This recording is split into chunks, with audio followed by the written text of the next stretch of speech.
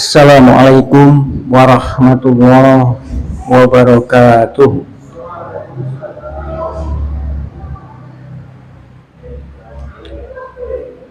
Inna hamdalillah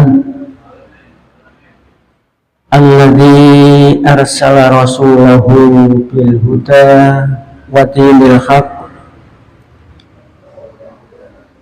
liyudhhirahu 'ala dini kullih walau karihal musyrikun. Asyhadu an la ilaha illallah wahdahu la syarikalah wa asyhadu anna muhammadan abduhu wa rasuluh. Allahumma sholli wa sallim wa barik ala muhammadin wa ala alihi wa ashabihi ajma'in, amma ba'du. Ibu-ibu dan bapak sekalian, jamaah Masjid Al-Islam rahimahullah, kita lanjutkan kajian kita pada sore hari ini, yaitu masih meneruskan tema yang beberapa hari yang lalu belum selesai, yaitu adab berangkat ke masjid. Sampai adab ke berapa yang dulu sudah saya sampaikan? Sampai keempat, ya. Insya Allah kita lanjutkan adab berikutnya sampai ke-8. Sepintas untuk mengingat kembali, saya ulangi. Jadi adab berangkat masjid yang pertama adalah upayakan kita kalau berangkat ke masjid memakai pakaian yang suci dan bagus. Suci dan bagus, ya. Tidak hanya suci saja tetapi tidak bagus, atau juga sebaliknya bagus, baik tetapi tidak suci. Jadi bagus dan suci. Kemudian yang kedua, hendaklah kita berwudu dari rumah. Jadi kita berangkat ke masjid sudah dalam keadaan suci. Ini jangan kita lupakan. Sebab kalau kita dalam keadaan suci, sudah berwudu dari rumah, maka langkah kita ada nilai pahalanya. Langkah yang pertama menghapus dosa, langkah yang lainnya meningkatkan derajat.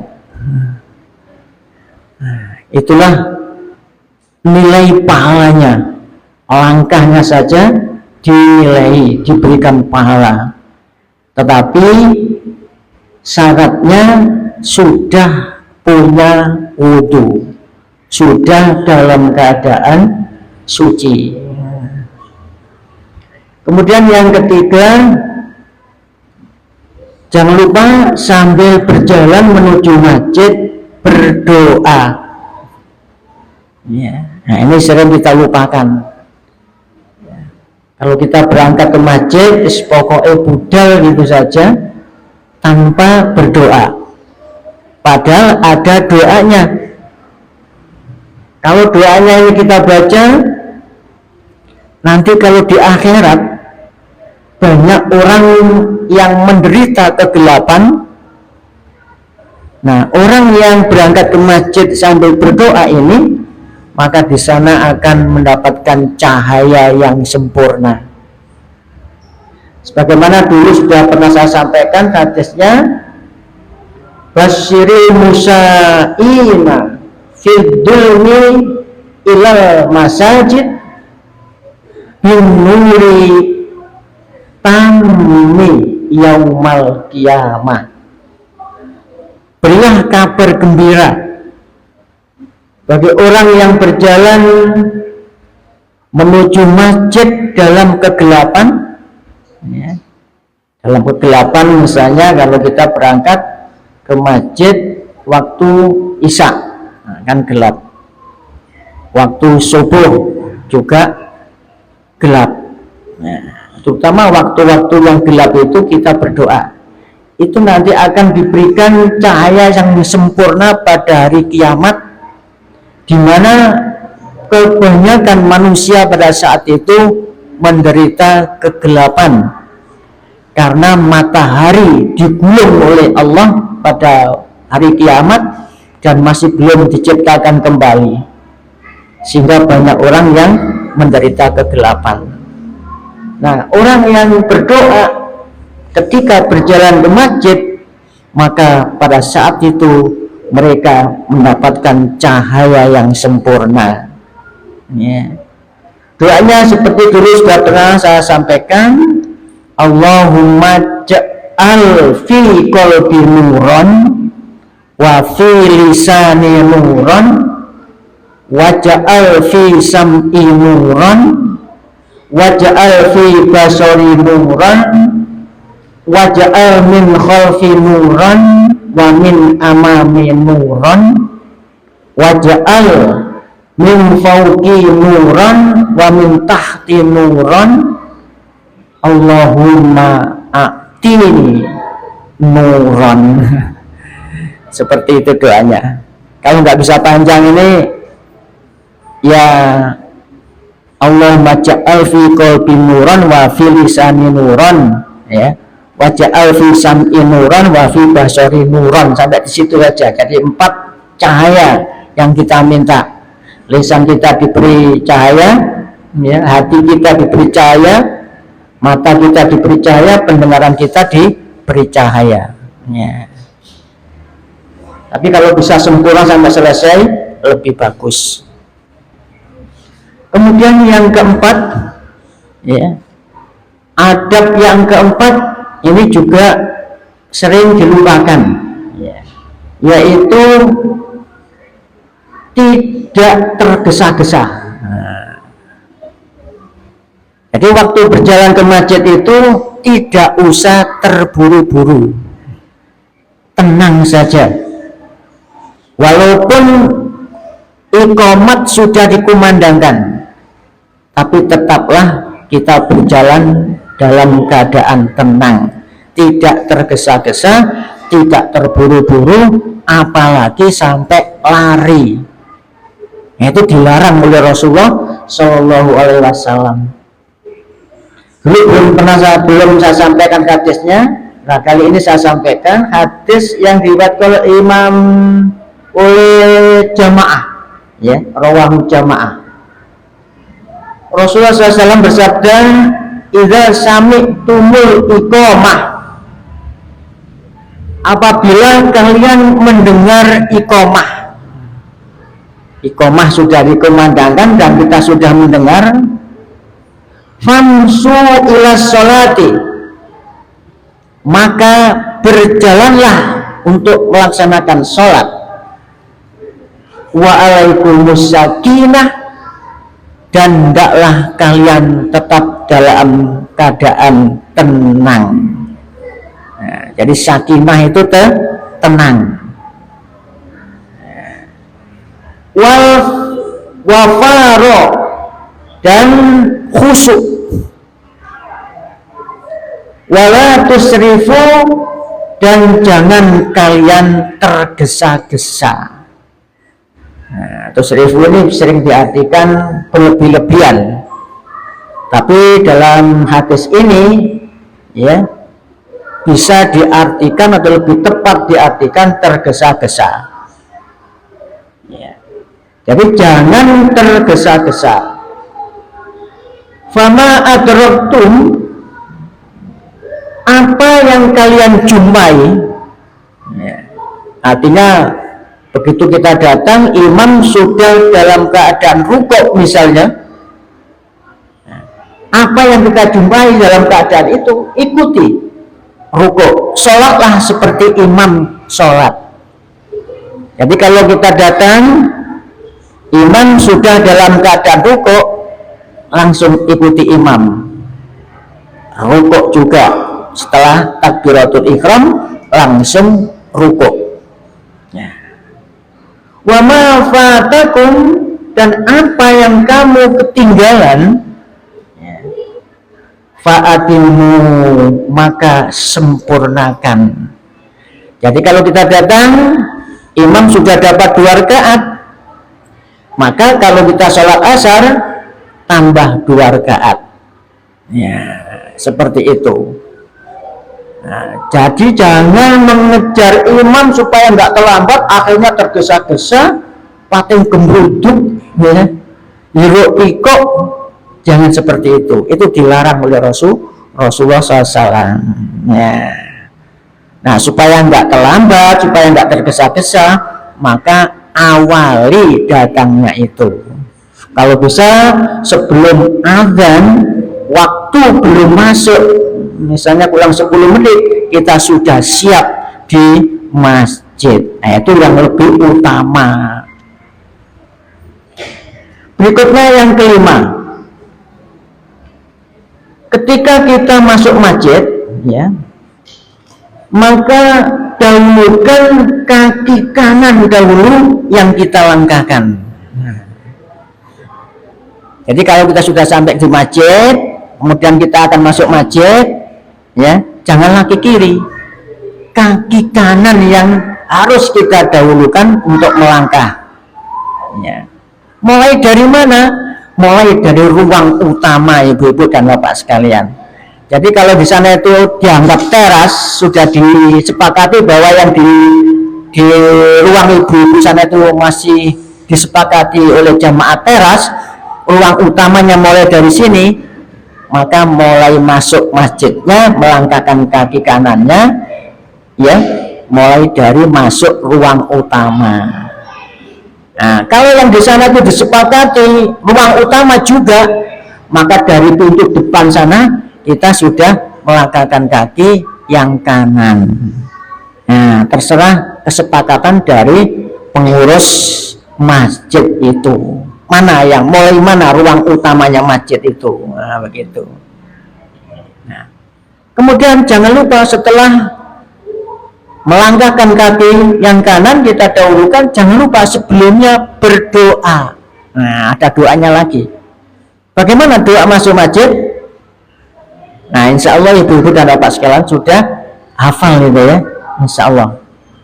Dan kalau sudah hafal, jangan lupa, itu doa yang sangat hebat sekali. Kita minta rahmat kepada Allah. Ya, kita mulai dengan Bismillah, Bismillah. Wassalatu wassalamu ala rasulillah, Allahumma ftah li abwaba rahmatik. Nah, itu doanya. Jadi doa intinya Allahumma ftah li abwaba rahmatik. Ya. Mengapa kok diawali dengan bismillah dan selawat? Itu memang sunnahnya seperti itu. Kalau kita berdoa, awali dengan baca basmalah, kemudian baca sholawat atas Nabi. Berdoa apa saja, tidak hanya berdoa ketika kita masuk masjid, ya. Berdoa apa saja awali dengan memuji Allah dan membaca sholawat atas Nabi. Nah, begitu juga kita akan masuk masjid itu, setelah bismillah, setelah sholawat, baca doanya Allahumma ftahli abwaba rahmatik. Ya Allah, bukakan pintu-pintu rahmat kepadaku. Nah, coba minta rahmat, ya. Rahmat itu salah satu kunci surga. Orang itu kalau sudah mendapat rahmat, dapat dipastikan orang itu masuk surga. Sebab apa? Sebab Rasulullah pernah bersabda dalam hadis yang diriwayatkan Muslim, la yudkhilu ahadan minkum amaluhul jannah wala yujiruhu minan nar wala ana illa birahmatillah. Tidaklah salah satu seorang di antara kamu masuk surga karena amalnya, No, jangan terkejut ini ya. Tidaklah seorang di antara kamu masuk surga itu karena amalnya. Begitu juga seorang itu dijauhkan oleh Allah dari api neraka karena amalnya. Kata Rasulullah begitu. Wala ana, aku juga demikian. Rasulullah mengatakan dirinya sendiri Rasulullah itu loh, masuk surganya bukan karena amalnya. Rasulullah mengatakan begitu. Illa birahmatillah, kecuali seorang itu masuk surga karena rahmat Allah. Begitu juga seorang dijauhkan dari neraka itu juga karena rahmat Allah. Nah, makanya kita masuk masjid, kita minta dibukakan rahmat. Allahumma ftahli ya abwaba rahmatik, ya Allah bukakan pintu-pintu rahmat kepadaku. Nah, tetapi untuk mendapatkan rahmat itu ya harus beribadah, tidak berarti ibadah-ibadahan masuk surga yang kan rahmat. Yang penting berdoa minta rahmat, tidak begitu. Nah, supaya untuk mendapatkan rahmat itu juga diantaranya caranya beribadah di samping berdoa, begitu. Berikutnya adab yang keenam,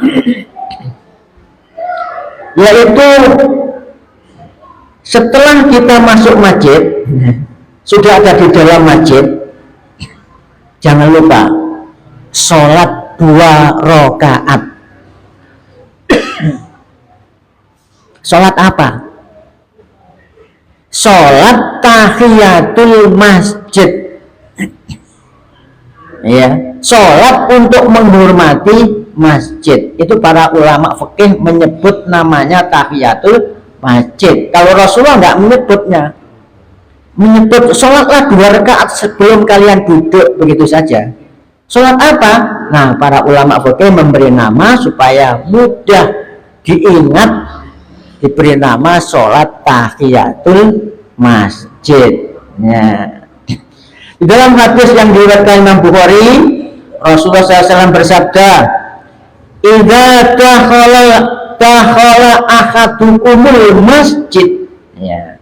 Apabila kalian, salah satu di antara kalian masuk masjid, faryarka rakaataini qabla ayyajlisa, maka rukuklah 2 rakaat sebelum kalian duduk. Nah, jadi sebelum duduk kita diperintah rukuk, ya, 2 rakaat, maksudnya sholat 2 rakaat. Nah, itulah yang namanya tadi dikatakan sholat tahiyatul masjid. Nah, ini juga sering kita lupakan. Kadang-kadang begitu sudah masuk mau duduk begitu saja. Nah, kecuali kalau di tempat yang waktu yang terlarang. Misalnya kita masuk masjid pas matahari di tengah-tengah kepala, ya, nggak boleh sholat itu. Boleh setelah masuk masjid terus duduk, boleh. Kenapa? Karena sholat di waktu matahari di tengah-tengah kepala, ya, menjelang zuhur, kita kira-kira zuhur kurang 5 menit, yaitu pas di tengah kepala, kita tidak boleh sholat. Nah, termasuk sholat yang dilarang, termasuk sholat setelah subuh, setelah sholat subuh itu dilarang. Kalau kita masuk masjid setelah sholat subuh, nggak usah sholat, ya, nggak usah sholat. Nanti menunggu matahari sudah terbit, sudah suruk, ya, begitu. Nah, yang nomor 7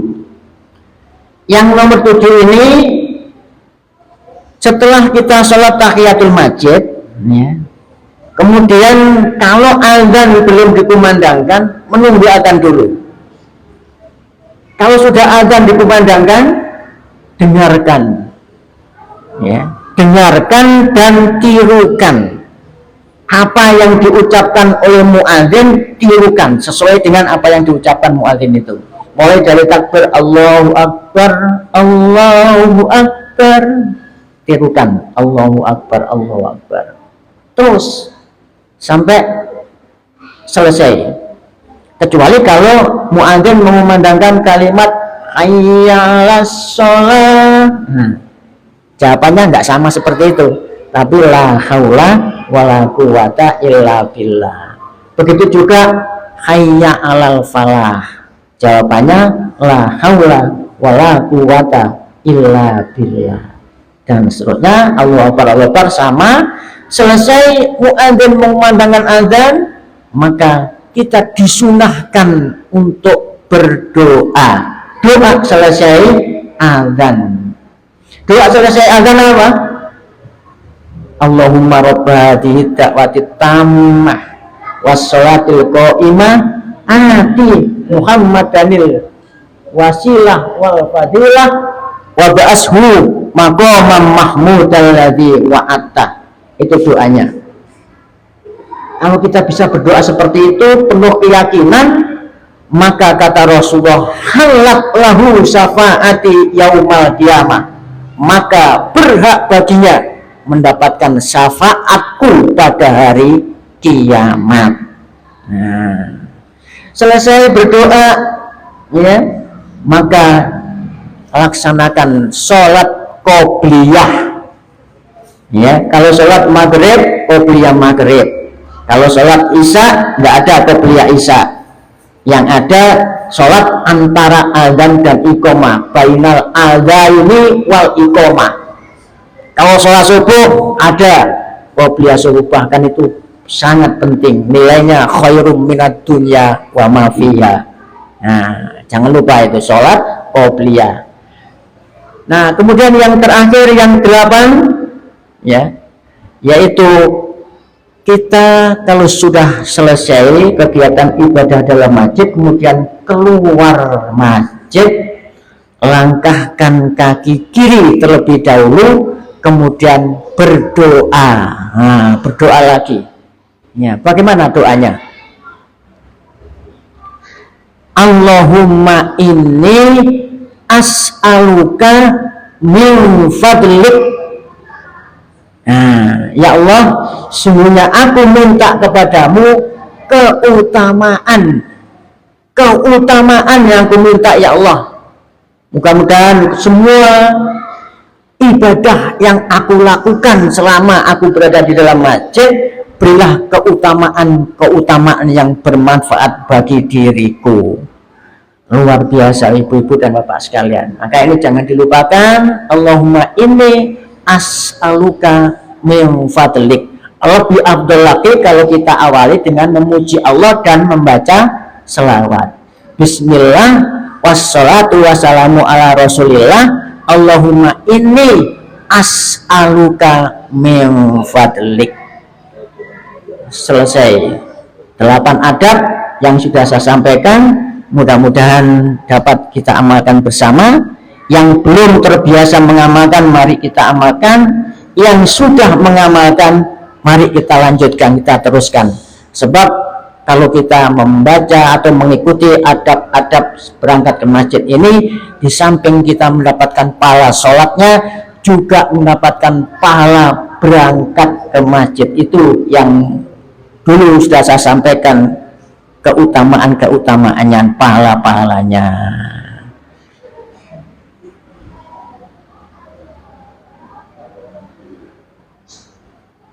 Oh, Pak Sim. Kalau ada, kalau ada orang miskin, terus bagaimana? nah ya. Kalau ada orang miskin tidak kuat puasa, padahal harus bayar fidyah. Terus bagaimana bayar fidyahnya? Bayar atau tidak? Terima kasih. Nah, tidak puasanya itu karena apa? Tidak semua orang miskin itu tidak kuat puasa. Justru orang miskin itu belajar kuat puasanya, sudah terbiasa nggak makan, ya. Maka kalau tidak ada udzur secara syar'i, tidak sakit, ya, kuat puasa, jangan bayar fidyah. Wa antasumu khairul lakum. Kalau berpuasa itu lebih baik daripada kamu. Kalau kamu mengetahui, kata Allah begitu dalam surat Al-Baqarah ayat 184.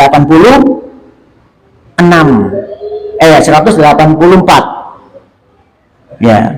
Jadi puasa lebih baik kalau kuat. Nah, kalau sakit, nah itu boleh membayar fidyah. Kalau sakitnya itu sudah parah, puasa sudah kuat blas, dan dokter sudah menentukan ya tidak boleh berpuasa, sebab kalau berpuasa malah sakitnya tambah parah. Nah, kalau sudah dokter menentukan seperti itu, maka boleh bayar fidyah. Bayar fidyahnya bagaimana? Memberi makan orang miskin seharinya 6 on. Nah, 6 on. Kalau diuangkan 6 on itu kira-kira 15.000 rupiah. Nah, seperti itu caranya membayarnya sebulan penuh kalau ibadah puasanya yang ditinggalkan selama sebulan. Nah, demikian sifatnya seperti itu. Kalau nggak punya, Pak, rupanya bisa lihat itu. Kalau orang itu nggak punya itu gimana? Rupanya yang ditanyakan itu begitu. Lain kali kita masuk. Ya, karena ini mengikuti karena waktunya sudah maghrib, Pak. Insya Allah lain kali ya. Ya, mohon maaf. Kita akhiri dengan doa majelis. Subhanakallahumma wa bihamdika asyhadu an la ilaha illa anta astaghfiruka wa atubu ilaik. Assalamualaikum warahmatullahi wabarakatuh. Waalaikumsalam warahmatullahi wabarakatuh. Pertama sudah masuk waktu, silakan berdoa.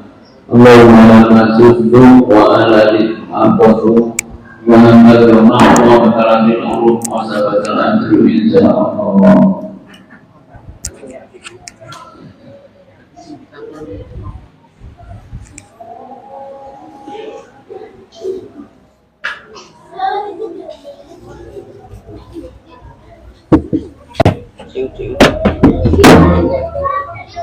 Cek.